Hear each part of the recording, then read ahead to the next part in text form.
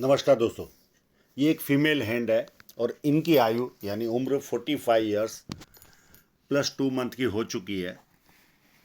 हाँ, चाहिए वैसा सहयोग मुझे इनसे नहीं मिला फोटोग्राफी में, पर फिर भी मैं कहूँगा कि आने वाला समय इनके लिए उत्तम है, अति उत्तम है। वो कहाँ तक मुझे दिख रहा है वो भी मैं बताने की कोशिश करूँगा और कहाँ नहीं समझ में आ रहा है वो भी बताऊँगा, क्योंकि फोटोग्राफी में सहयोग नहीं मिला है। तो भाग्योदय इनके जीवन में आगे समय में दिख रहा है विथ इन 1 ईयर्स के आसपास। अब देखते हैं इनके जीवन में उतार चढ़ाव क्या क्या है।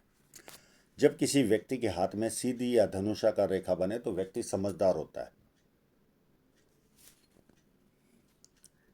ये पाम पूरा स्क्वेरिश पाम है। ऐसे लोग मेहनती होते हैं और मेहनत करके अपने जीवन को सफल बनाते हैं।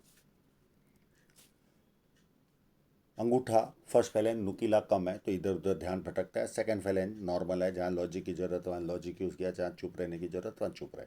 और अंगूठा हाथ के मुकाबले उतना मांसल नहीं है, तो कहीं ना कहीं कॉम्प्रोमाइज नेचर व्यक्ति का रहता है। उंगलियां छोटी है तो हाथ के नीचे काम करने वालों की संख्या ज़्यादा रहती है और फास्ट निर्णय लेते हैं। और जुपिटर की उंगली बड़ी है, ये व्यक्ति को ईगो प्रॉब्लम देती है। छोटी छोटी बातों में इनका ईगो हर्ट होता है। इसे आप रोग समझिए। जब भी इस तरह का प्रश्न खड़ा हो तो उसे दूर रहने की कोशिश कीजिए, ये मेरी आपसे सलाह है।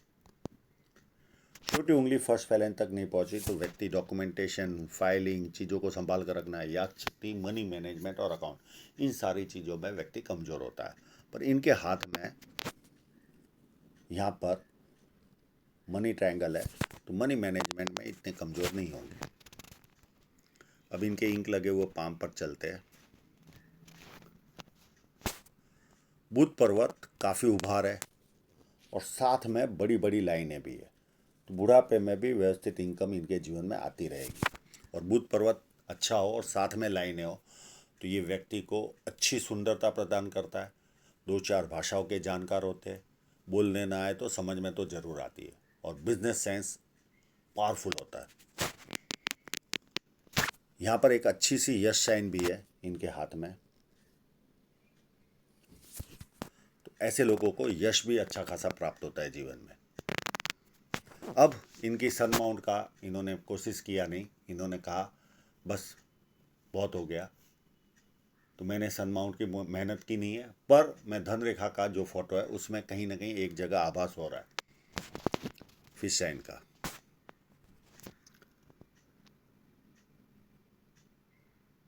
और ये स्क्वायर होगा तो मल्टी सिटी का काम भी व्यक्ति के जीवन में होता है, इंटरनेशनल लेवल का भी। यहाँ पर बढ़िया विद्या रेखा बनी हुई है तो व्यक्ति को बेसिक नॉलेज अच्छा खासा होता है और लोग इनको पूछ पूछ कर काम करते हैं। और जैसे जैसे उम्र आगे बढ़ेगी ज़्यादा लोग पूछ पूछ कर काम करेंगे। ये लाइन व्यक्ति के जीवन में बड़े बड़े लोग संपर्क में आते हैं, यानी इनकी जो कैपेसिटी होगी उससे भी बड़े बड़े लोग इनके संपर्क में आते होंगे। जुपिटर माउंट है बड़ा, पर यहाँ पर देखिए अतिक्रमण कर रहा है नीचे की तरह। इस तरह की जब शिफ्ट होता है जुपिटर माउंट तो इसे खराब कहा जाता है। सर में अगर बचपन में जोर से लगाओ तो हस्बैंड और वाइफ में प्रॉब्लम नहीं होता, और ना लगा हो तो दोनों प्रॉब्लम होते हैं। पति पत्नी में भी मनमुटाव रहता है, प्लस पारिवारिक समस्याएं तो रहती ही है और परिवार के लोगों में अच्छा खासा एक्सपेंस होता है। ये पहले भी मुझसे एनालिसिस करा चुके हैं, मैं उपाय बता चुका हूँ और ये इन्होंने किया भी है उपाय।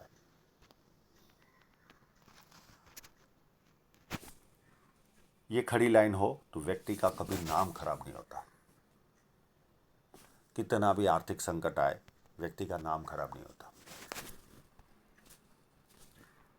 ये अगर ट्रायंगल कंप्लीट होगा तो ऐसे लोगों को पॉलिटिकल और सरकारी लाभ प्राप्त होता है, और न भी हो तो भी ऐसे लोग आम लोगों से ज़्यादा समृद्ध होते हैं। 1 लाइन, 2 लाइन, 3 लाइन व्यक्ति को मल्टीपल इनकम देती है। पामिस्ट्री, एस्ट्रोलॉजी, इस तरह के मिस्ट्री साइंस में ध्यान जाता है। सेवा भावी और धार्मिकता, ये सारे गुण व्यक्ति को मिलते हैं। अंदरूनी मंगल यहाँ पर सिलवट पड़ रही है, इसका मतलब ये इतना स्ट्रांग नहीं है।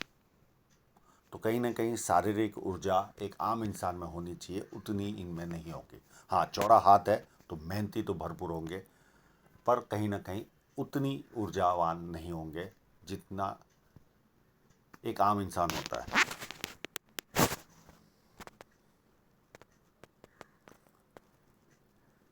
और यहाँ पर अगर मंगल, अंदरूनी मंगल में स्टार आ जाए तो वो कमी पूरा करता है। ये खड़ी लाइनें हो तो एक बहुत बड़ा एडवांटेज होता है। कभी कोर्ट केस हो तो ऐसे लोगों को विजय प्राप्त होता है। बाहरी मंगल अति उत्तम है। जब किसी से मिलते होंगे, एनर्जी के साथ मिलते होंगे, सामने वाला कंफर्टेबल फील करता होगा। और संकट के समय व्यक्ति अपने लेवल पर संकट का सामना करता है। चंद्र पर्वत भी बहुत अति उत्तम है। तो पानी अच्छा लगना, दूध से बनती वस्तु अच्छी लगनी, निर्णय शक्ति अच्छी, नई नई चीज़ें करना, अच्छे बार्गेनर, अच्छे परचेसर होते हैं ये लोग। और इनके यहाँ पर चंद्र माउंट पर मुझे बहुत सारे ट्रायंगल भी नज़र आ रहे हैं। और मुझे लगता है इनका जो काम है उसमें विदेश से धन प्राप्ति के योग है ही है। और इतना स्क्वायर भी व्यक्ति को सच्चाई पसंद इंसान बनाता है।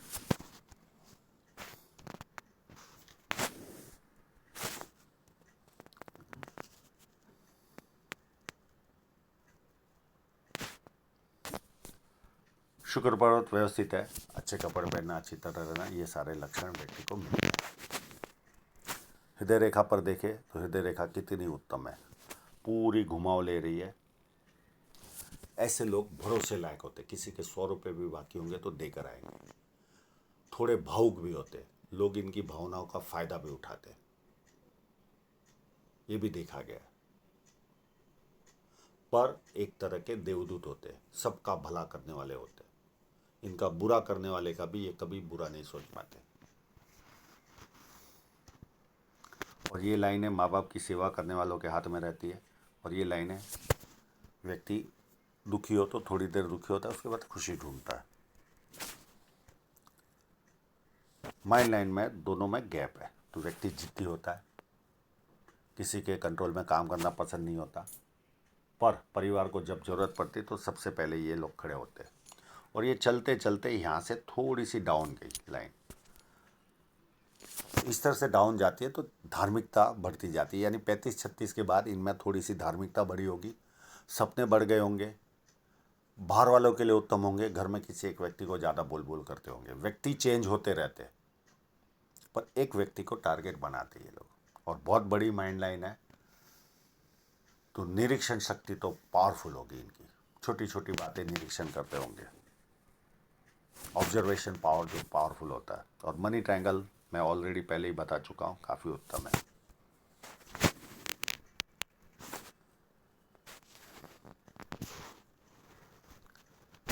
अब जीवन रेखा पर देखें तो यहाँ पर आभास हो रहा है लगभग 30-31 के आसपास दो राहु रेखाओं ने काटा है। उसके बाद 33 और 35, अगर 33 के पास भी ये लाइन हुई तो नियर एंड डियरर की डेथ हुई होगी, और 35 के आसपास भी नियर एंड डियरर की डेथ हुई होगी। उसके बाद एक राहु रेखा 38 के आसपास काट रही है। उसके बाद 40 के आसपास, 43 के आसपास बहुत बड़ा ऑफशूट था तो कोई ना कोई प्रॉपर्टी आई होगी बड़ी वाली। फिर 45 में एक छोटी सी राहु रेखा ने काटा है। उसके बाद 47 में बहुत बड़ा ऑफशूट है और एक राहु रेखा है। और इसी जगह पर इसी पीरियड के आसपास बहुत बड़ा इन्वेस्टमेंट भी शो हो रहा है। और यहाँ से इनका भाग्योदय है, वो मैं धन रेखा पर आऊँगा तब बताऊँगा। 47 के बाद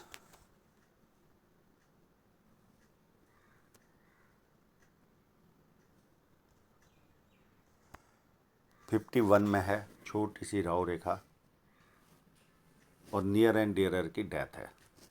उसके बाद 53 से 56 तक 3 राहु रेखा है। फिर 59 में राहु रेखा है। और 70 के आसपास, 70 के आसपास बहुत बड़ा ऑफशूट है तो कोई बड़ा आर्थिक लाभ इनको प्राप्त होगा। फिर 74 के आसपास ऑफशूट है।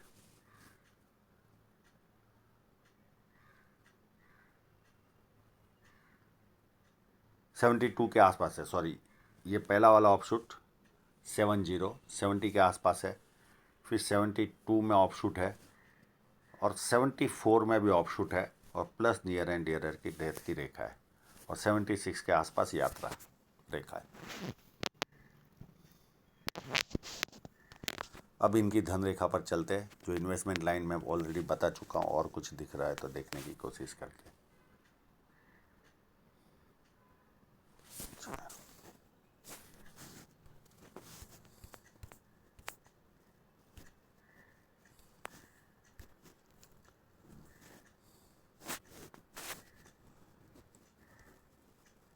ये यहाँ से लाइन, ये इन्वेस्टमेंट के बाद यहाँ से लाइन स्ट्रॉन्ग बन रही है। अप टू ये फोटो में 56 तक तो स्ट्रॉन्ग नज़र आ रही है, 56 तक।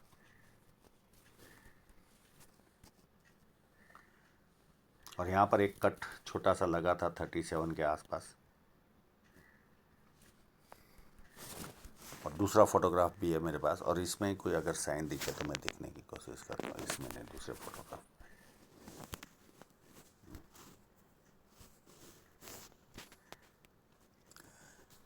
ये यहाँ पर फिश साइन होने के चांसेस है सनलाइन पर ही।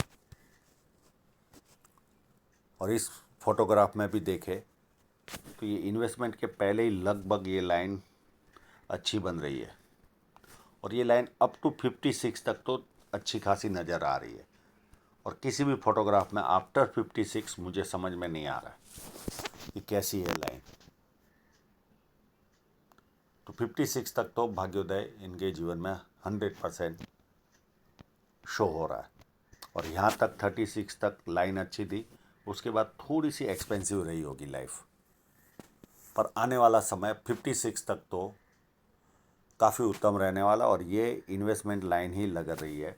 ये लाइन को देखना समझना बहुत ज़रूरी होता है। बहुत बार लॉस भी करती है, अगर लॉस करेगी तो बहुत हैवी होता है। इसके लिए हम बहुत ज़्यादा एक्यूरेट फ़ोटो लेने की कोशिश करते हैं, पर कभी कभी व्यक्ति हमें सपोर्ट नहीं करता। पर 99% ये इन्वेस्टमेंट लाइन ही नज़र आ रही, किसी फ़ोटो में ऐसा लग नहीं रहा है। और साथ में पैरेलल लाइनें भी है। तो आशा रखता हूँ इनके सभी प्रश्नों के जवाब इनको मिल गए होंगे। और आप लोगों का पूरा वीडियो देखने के लिए बहुत बहुत धन्यवाद।